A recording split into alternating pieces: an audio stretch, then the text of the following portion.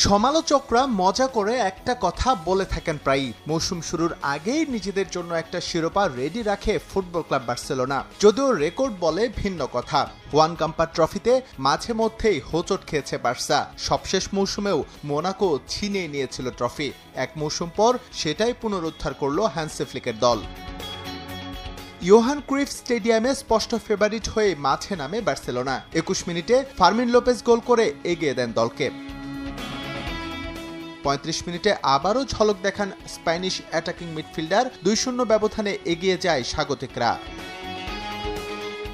এর ২ মিনিট পর দৃশ্যপটে আসেন রাফিনিয়া। কোমর জালে তিনি তৃতীয় গোল করলে ম্যাচ থেকে ছিটকে যায় অতিথিরা। তবুও বন্ধ ছিল না বার্সেলোনার গোল উৎসব। ৪২ মিনিটে সেখানে যুক্ত হন লামিন ইয়ামাল। ৪-০ গোলে এগিয়ে থেকে প্রথমার্ধ শেষ করে স্বাগতিকরা।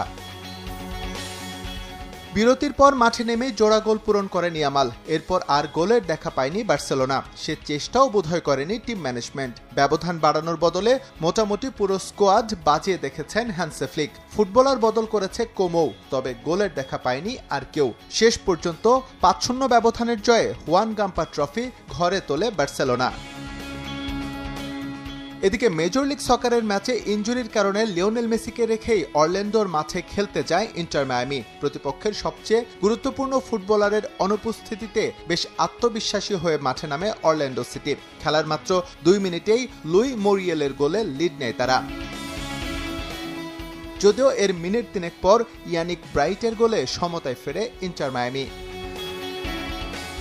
প্রথমার্ধ শেষ হয় সমতায়। দ্বিতীয়ার্ধে ব্যাপক আধিপত্য দেখায় লায়ন্স। বিরতির পর খেলতে নেমেই নিজের জোড়া গোল পূরণ করেন মুরিয়েল।